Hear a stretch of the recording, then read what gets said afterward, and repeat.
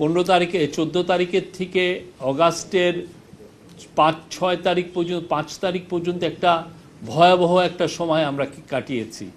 আমি বলবো যে যারাই সংবাদপত্র সাংবাদিক ছিলেন সবাই একটা সবাই আমরা ট্রমাটাইজ ছিলাম। কেউ কি ট্রমার বাইরে ছিলাম আমি তো দেখি নাই। আমরা কি আহত হয়েছি? কেউ আহত হই নাই, এটাই তো। বাট আমরা ট্রমার মধ্যে ছিলাম। আমাদের মুখটাকে বন্ধ করার জন্য যা ইচ্ছা তারা তাই করেছেন, এবং এটার আনফর্চুনেটলি আমাদের মধ্যেই কেউ কেউ আবার তাদের ফেউ হিসেবে কাজ করেছেন, তাদের দালাল হিসেবে কাজ করেছেন। তারা দেখতে পেরেছেন যে তাদের পায়ের তলা থেকে মাটি চলে যাচ্ছে।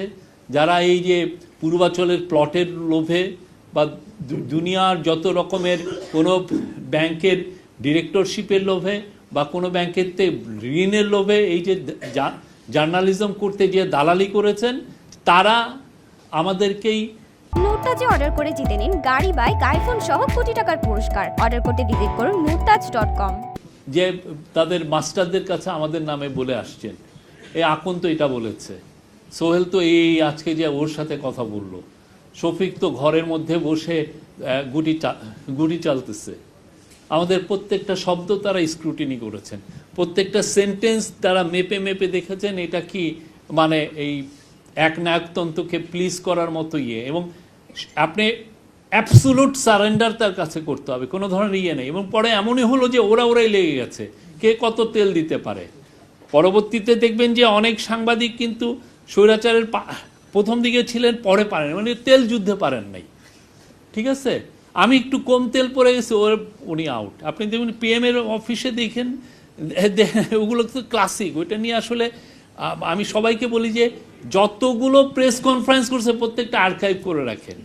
আপনি তেল যুদ্ধ দেন, কে কতটুক তেল দিতে পারে, এবং যারা একটু তেলে কম পড়ে যাচ্ছে সে আবার নাই।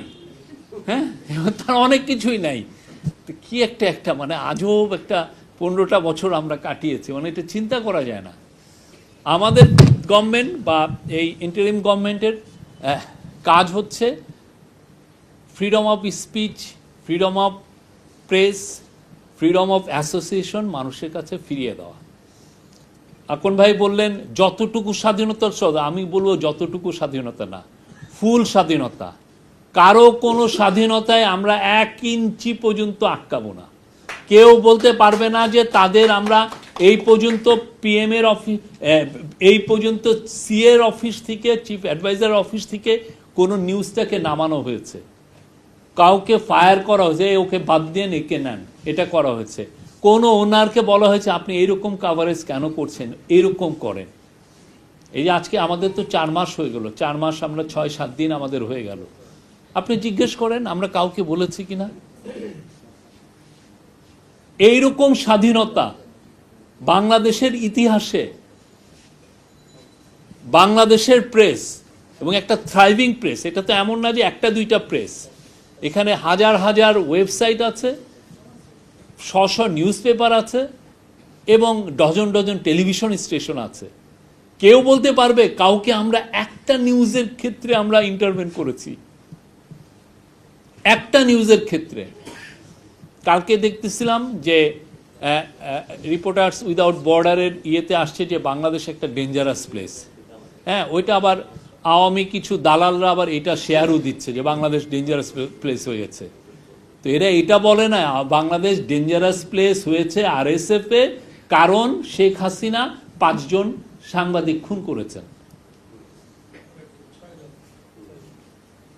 কেউ কেউ বলেন 6 জন, এবং যাদের কাউকে মারা হয়েছে ঠিক পয়েন্ট ব্ল্যাঙ্কে গুলি করা হয়েছে।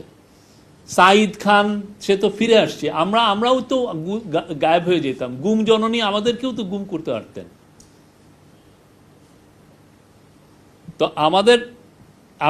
আবার অনেকে আমাদের ডাউট করছেন যে আমরা কি, আবার আমাদেরকে নিয়ে কেউ কেউ বলছেন যে আমাদের সময় তো প্রচুর কেস হচ্ছে অনেকের এগেনস্টে। কিন্তু আপনারা যে দেখেন একটা কেস কি আমরা করেছি?